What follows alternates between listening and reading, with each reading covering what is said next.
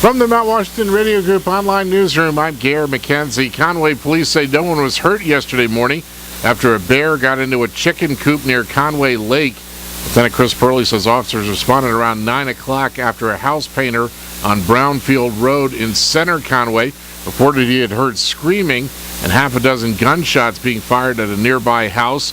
Purley describes what officers found after responding to the area and talking with some residents who reported they discovered a black bear raiding their chicken coop, which precipitated the screaming, and then that was followed by a couple of shots from a .22 rifle in the air to scare the bear away.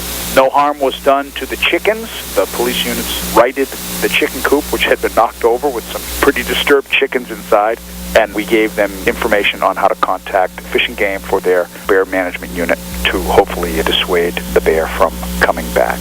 Purley wants to remind everyone it is bear season, and bears are out looking for food like garbage and bird feed, anything that's been left out. He asks people to be extra careful in taking precautions to avoid attracting or encountering a bear. Federal officials and others representing government agencies and businesses in the Valley area and western Maine are attending a day-long conference in Freiburg to talk about issues facing the Saco River.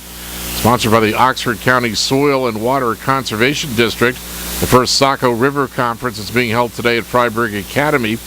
Organizers say for the first time it's bringing together river users, advocates, land and water management professionals, municipal officials, and residents to start talking about the serious challenges to the Saco River watershed. Among the challenges, riverbank erosion, reduced water quality, invasive species, flood management, recreation activities, dams and fish, and potential impacts of water withdrawals and climate changes to the unique ecosystem. Organizers say the river is critical to the livelihoods of thousands of people who live and work within its watershed in New Hampshire and Maine. In other Maine news, Governor Paul LePage is blasting the Democratic-controlled legislature for blocking his measure to overhaul the state's welfare programs and change the work permit process for minors this session. In his weekly radio address, the Republican governor calls it, quote, shameful. Democrats would rather defeat his administration's proposals than to do what's right for Mainers. LePage also criticizes lawmakers for rejecting his bill.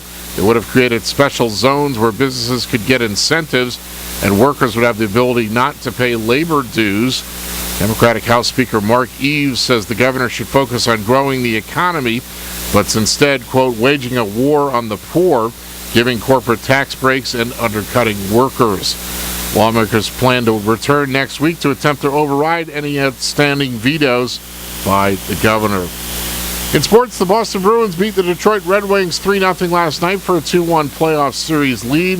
The New York Yankees beat the Boston Red Sox 9-3 last night. It was Jacoby Ellsbury's first return to Fenway since being traded to the Yankees. The teams play again tonight. And in the weather today, cloudy with patchy fog this morning. Showers likely, mainly this afternoon. Highs in the mid to upper 50s. Light winds becoming northwest 10 to 15 miles per hour with higher gusts possible this afternoon. Cloudy with a chance of rain showers tonight. Lows in the mid 30s. Northwest winds 10 to 15 miles per hour. And becoming partly sunny on Thursday. Highs in the lower 50s. From the Mount Washington Radio Group Online Newsroom, I'm Gare McKenzie.